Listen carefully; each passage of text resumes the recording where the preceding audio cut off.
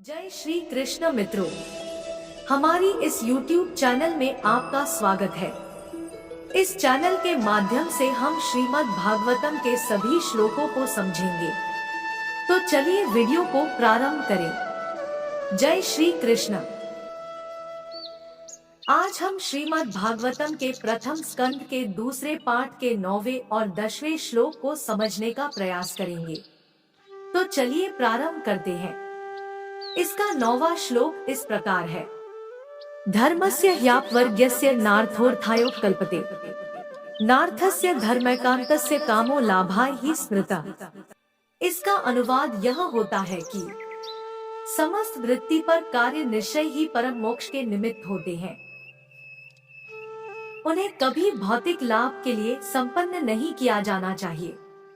इससे भी आगे ऋषियों के अनुसार जो लोग धर्म में लगे हैं, उन्हें चाहिए कि इंद्रिय तृप्ति के संवर्धन हेतु भौतिक लाभ का उपयोग कदापि नहीं करना चाहिए।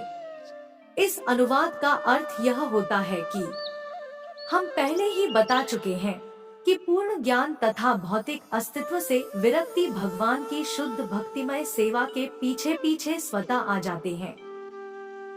किंतु कुछ लोग ऐसे हैं जो मानते हैं कि धर्म सहित समस्त प्रकार की वृत्तियां भौतिक लाभ के निमित्त हैं। संसार के किसी भी भाग में किसी भी साधारण व्यक्ति की सामान्य प्रवृत्ति यही होती है कि धार्मिक या अन्य वृत्ति के बदले कोई न कोई भौतिक लाभ प्राप्त हो। यहाँ तक कि वैदिक साहित्य में भी समस्त धार्मिक कृत्यों के लिए भौतिक लाभ का प्रलोभन दिया गया है और अधिकांश लोग ऐसे धार्मिकता के प्रलोभनों अथवा आशीर्वादों के प्रति आकृष्ट होते हैं। तो फिर ऐसे तथाकथित धार्मिक लोग भौतिक लाभों के प्रति क्यों आकृष्ट होते हैं? क्योंकि भौतिक लाभ से इच्छाओं की पूर्ति हो सकती है और इच्छाओं की पूर्ति से इंद्रिय तुष्टि होती है। वृत्तियों के इस चक्र में तथाकथित धार्मिकता भी आती है, जिसके बाद भौतिक लाभ और भौतिक लाभ के बाद इच्छा पूर्ति होती है। इंद्रिय तृप्ति पूरी तरह से व्यस्त समस्त प्रकार के व्यक्तियों का सामान्य मार्ग है। किंतु श्रीमद् भागवत के निर्णय अनुसार इस श्लोक में सूत गोस्वामी के कथन द्वारा इसका निषेध किया गया है। मनुष्य को चाहिए कि केवल भौतिक लाभ के लिए ही कोई वृत्ति न अपनाए, न ही भौतिक लाभ का उपयोग इंद्रिय तृप्ति के लिए किया जाए। भौतिक लाभ का सदुपयोग किस प्रकार किया जा सकता है, इसका वर्णन आगे हुआ है। यहाँ पर 9वें श्लोक का वर्णन संपन्न हुआ। अब हम आगे के 10वें श्लोक को समझते हैं, जो इस प्रकार है। कामस्य नेन्द्रिय प्रीतिर्लाभो जीवेत यावता, जीवस्य तत्व जिज्ञासा नार्थो यश्चे कर्मभिः। इस श्लोक का अनुवाद होता है कि जीवन की इच्छाएं इंद्रिय तृप्ति की ओर लक्षित नहीं होनी चाहिए। मनुष्य को केवल स्वस्थ जीवन की या आत्म संरक्षण की कामना करनी चाहिए, क्योंकि मानव तो परम सत्य के विषय में जिज्ञासा करने के निमित्त बना है। मनुष्य की वृत्तियों का इसके अतिरिक्त अन्य कोई लक्ष्य नहीं होना चाहिए। इस अनुवाद का अर्थ यह होता है कि पूर्ण रूप से मोहग्रस्त भौतिक सभ्यता गलत तरीके से इंद्रिय तृप्ति की इच्छा पूर्ति की दिशा में अग्रसर है। ऐसी सभ्यता में जीवन के सभी क्षेत्रों में इंद्रिय तृप्ति ही चरम लक्ष्य होता है। चाहे राजनीति हो या कि समाज सेवा, परोपकार, परहितवाद या धर्म, यहाँ तक कि मोक्ष में भी वही इंद्रिय तृप्ति के रंग की प्रधानता बढ़ती ही जा रही है। राजनीतिक क्षेत्र में लोगों के नेता अपनी अपनी इंद्रिय तृप्ति के लिए परस्पर झगड़ते हैं। मतदाता भी नेताओं को तभी मानते हैं जब वे उनकी इंद्रिय तृप्ति कराने का वचन देते हैं। जब मतदाता अपनी इंद्रिय तृप्ति में असंतुष्ट हो जाते हैं, तब वे नेता को पदच्युत करा देते हैं।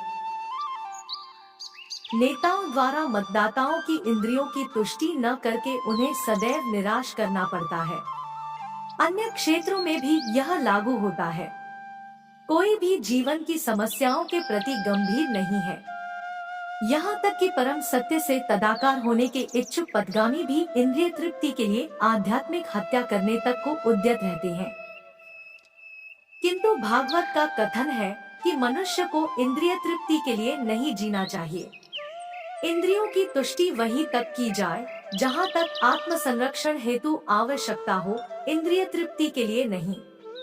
क्योंकि शरीर इंद्रियों से बना है और ये इंद्रियां कुछ न कुछ तुष्टि चाहती है, अतः ऐसी इंद्रियों की तुष्टि के लिए कुछ विधि विधान बनाए गए हैं। किंतु इंद्रियां अनियंत्रित भोग के लिए नहीं है। उदाहरणार्थ, विवाह यानी स्त्री तथा पुरुष की युति संतानोत्पत्ति के लिए आवश्यक है, किंतु यह इंद्रिय भोग के लिए नहीं होता।